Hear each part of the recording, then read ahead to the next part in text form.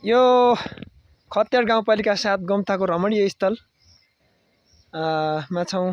गम्थाको यो हराभरा अहिले धानहरूका खेती भइरहेको, यहाँ रोपो कालिएको छ, मजाले यहाँ हेर्न मिल्छ। हामी डाँडामा बसेर नियालिरहेका छौँ।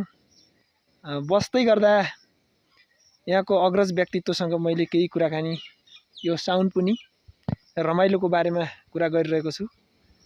यहाँको अग्रज व्यक्तित्व भुपु गाविस उपाध्यक्ष हुनुहुन्छ। बुवा नमस्कार। नमस्कार। सन्चै हुनुहुन्छ बुवा? एकदम सन्चै। हजुरको परिचयबाट सुरु गरौँ कि? म जयबहादुर रावत, मुगु जिल्ला खतेड गाउँपालिका वार्ड नम्बर 7 गम्था रावतबाट।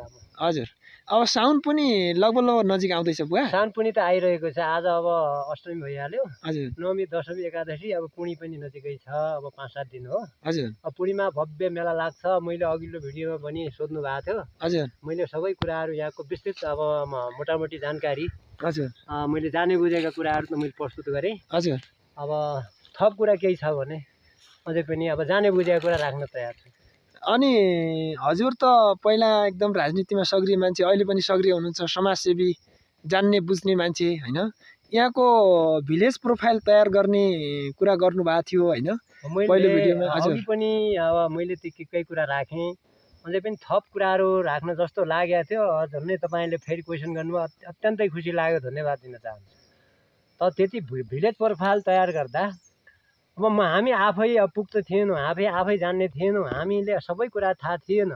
तर म 54 सालमा निर्वाचित भइसकेपछि अब यो गाउँठाउँको विकास, यो गाविसको विकास गर्नका लागि अब वस्तुगत विवरण बिना विकास निर्माणका कामहरू, भौतिक पूर्वाधारका कामहरू गर्न असजिलो हुने हुँदा हामीले वस्तुगत विवरण तयार गरेर आवश्यकता कहाँ हो, पहिचान के हो भनेर यो गम्थाको वस्तुगत विवरण तयार पार्दाखेरि मैले त्यति बेला खोज अनुसन्धान धेरै मेहनत गरेँ।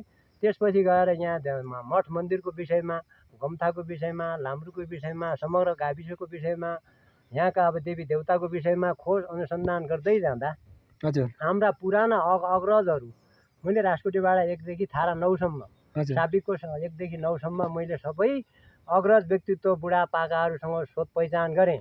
गर्दाखेरि यहाँको इतिहास उहाँले अब अघिल्लो भिडियोमा मैले बताए अनुसार नै हो। तर केही व्यक्तित्वहरू मैले सम्झिन लायकका व्यक्तित्वहरू पनि केही छुटे। हजुर, अत्यन्तै अब महत्त्वपूर्ण व्यक्तिहरू छुटेका कारणले पनि नाम थप गर्न म चाहन्छु। हजुर, अब फेरि मैले दोहोऱ्याएँ। हजुर, अब राजकोटीबाट बिर्खबहादुर साई हुनुहुन्थ्यो, उहाँसँग पनि हामीले सोधपुछ गऱ्यौँ। बिर्खबहादुर साई, लाम्ब्रुमा भक्त रावल पहिलो नम्बरमा हुनुहुन्छ। अनि पञ्चेनीमा गएर अब बिरसिंह बुढा